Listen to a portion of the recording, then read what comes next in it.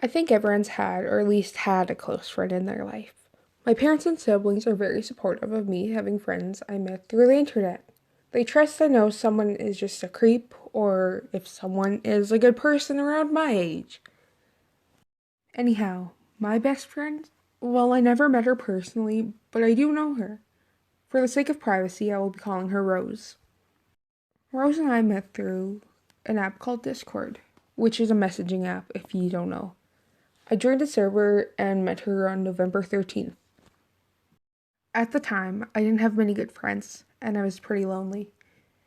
So I DM'd Rose and asked if we could be friends. To my surprise, she said, "Of course, yeah." We talked every day after I DM'd her, until a few personal issues came up and I left for a bit. Let me tell you, it was not a good few days without talking to her. That's when I realized I could not live without her in my life. I came back, and she said the same. Earlier, we made a server with only 3 active members in the chat. I'll call them Thomas, Zen, and Ash. Thomas and I became pretty close since I was starting online schooling that semester and had time to get to know him. Thomas, Rose, and I all became really good friends and talked as often as we could. Thomas loves to annoy us with Family Guy memes. Even though it pisses me off, it makes me happy in a weird way. Ash, on the other hand, she wasn't on too much. She did make everyone calm when we argued about silly things, which was nice of her. I don't remember her much since I only knew her for about 2 months, but I still hope for the best for her. And Zen, he helped me at my lowest points. I never knew him very much, but he introduced me to some animes which I really enjoy now. He reminds me of an older brother.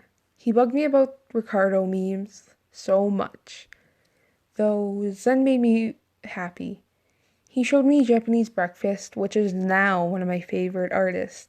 Boyish is so good, it's so basic, but it reminds me of him. You know what else reminds me of him? Eggnog. He loves eggnog. And there's this ongoing joke where he sent me eggnog in the mail, and I refused to check my mailbox. He left a few times, and he's still gone now. Zan, if you happen to watch this video, you know who you are. Please come back, we all miss you. Of course, over the years, I had many different online friends.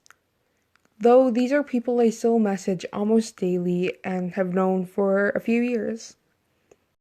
Thanks for watching. Like, comment, and subscribe because I will be uploading more videos where I talk about my life. Social media links will be in the description below.